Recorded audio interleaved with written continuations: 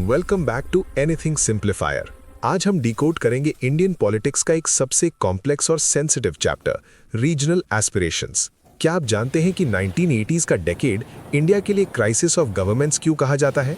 इस वीडियो में हम समझेंगे कैसे अलग अलग रीजन्स के डिमांड्स ने इंडिया के डेमोक्रेटिक स्ट्रक्चर को टेस्ट किया और कैसे हमारी कंट्री ने इन चैलेंजेस को सर्वाइव किया।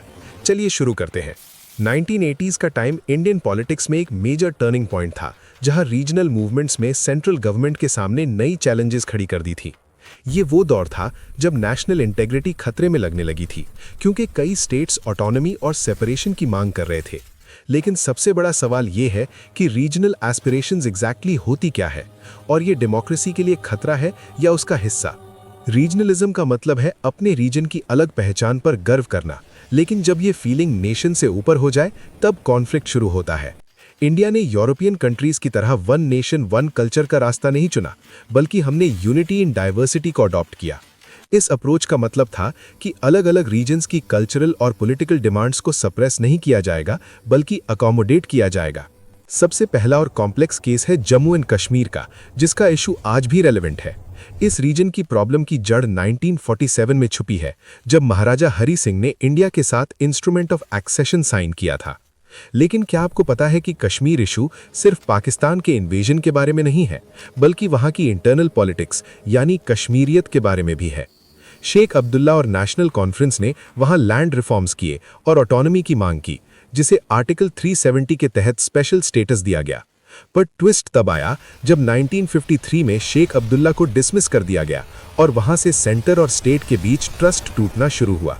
1987 के असेंबली इलेक्शंस एक टर्निंग पॉइंट साबित हुए, जहां रिगिंग के आरोप लगे और वहीं से इंसर्जेंसी और मिलिटेंसी का दौर शुरू हुआ, जो आज तक चर्चा में है।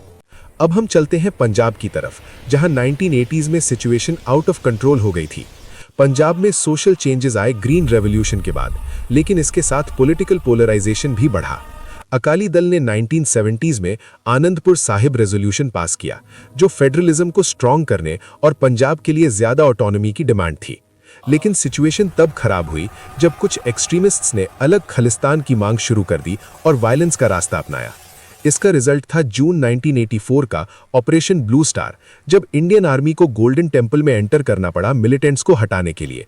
इस ऑपरेशन ने सिख कम्युनिटी के सेंटिमेंट्स को गहरा चोट पहुंचाया, जिसका ट्रैजिक रिजल्ट निकला प्राइम मिनिस्टर इंदिरा गांधी का असैसिनेशन।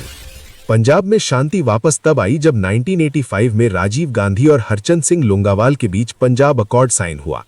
इंडिया का नॉर्थ ईस्ट रीजन कल्चरली बाकी इंडिया से काफी अलग है और यहाँ की प्रॉब्लम्स भी यूनिक हैं। यहाँ 3 तरह की डिमांड्स उठी: ऑटोनॉमी की मांग, सेसेशन यानी अलग देश की मांग, और आउटसाइडर्स के खिलाफ विरोध।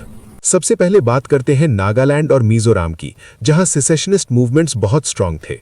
मिजोरम में 1959 के फैमिन के बाद एमएनएफ बना, जिन्होंने लाल देंगा की लीडरशिप में आर्म्ड स्ट्रगल किया।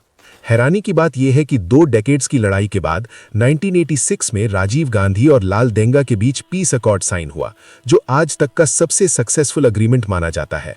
वहीं दूसरी तरफ असम में सिचुएशन अलग थी। वहां लोगों को डर था कि इलीगल माइग्रेंट्स उनकी कल्चर और इकोनॉमी को खत्म कर देंगे। आसू यानी ऑल असम स्टूडेंट्स यूनियन ने 1979 में एक ह्यूज मूवमेंट स्टार्ट किया फॉरेनर्स के खिलाफ, जिसके बाद 1985 में असम अकॉर्ड साइन हुआ। रीजनलिज्म का एक शांत लेकिन पावरफुल एग्जाम्पल हमें साउथ इंडिया में मिलता है द्रविडियन मूवमेंट के रूप में। ये मूवमेंट शुरू हुआ था तमिल आइडेंटिटी और कल्चर को प्रोटेक्ट करने के लिए और हिंदी लैंग्वेज के इम्पोजिशन के खिलाफ। डीएमके ने पहले अलग द्रविड़ा नेशन की बात की थी, लेकिन बाद में उन्होंने डेमोक्रेटिक पॉलिटिक्स ज्वाइन कर ली।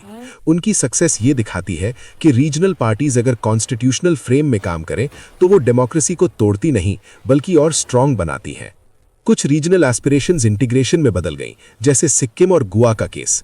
सिक्किम पहले एक प्रोटेक्टरेट स्टेट था, लेकिन वहां की मेजॉरिटी पॉपुलेशन नेपाल ओरिजिन की थी, जो डेमोक्रेटिक मर्जर चाहती थी। 1975 में सिक्किम की असेंबली ने इंडिया के साथ मर्ज होने का डिसीजन लिया और ये इंडिया का 22nd स्टेट बन गया। गोवा का केस अलग था। वहां 1961 तक पोर्चुगीज रूल था, जिसे इंडियन आर्मी ने ऑपरेशन विजय के थ्रू खत्म किया। बाद में गोवा में भी एक ओपिनियन पोल हुआ कि क्या उसे महाराष्ट्र के साथ मर्ज होना चाहिए या अलग रहना चाहिए, और लोगों ने अलग रहना चुना। तो इन सभी इवेंट से हमने क्या सीखा? रीजनल एस्पिरेशंस का मतलब देश से गद्दारी नहीं होता, ये डेमोक्रेटिक एक्सप्रेशन का एक हिस्सा है। इंडिया की सक्सेस इस बात में है कि हमने पावर शेयरिंग और नेगोशिएशन के थ्रू इन डिमांड्स को हैंडल किया, ना कि सिर्फ फोर्स से। रीजनल इम्बैलेंस को दूर करना और कॉन्स्टिट्यूशन के दायरे में बात करना ही इंडिया की यूनिटी का राज है। ये था रीजनल एस्पिरेशंस का कंप्लीट डीप डाइव एनालिसिस। अगर आपको ये कॉम्प्लेक्स टॉपिक क्लियर हुआ हो तो वीडियो को लाइक करें। ऐसे ही हार्ड टॉपिक्स को सिंपल लैंग्वेज में समझने के लिए सब्सक्राइब करें एनीथिंग सिंप्लीफायर को।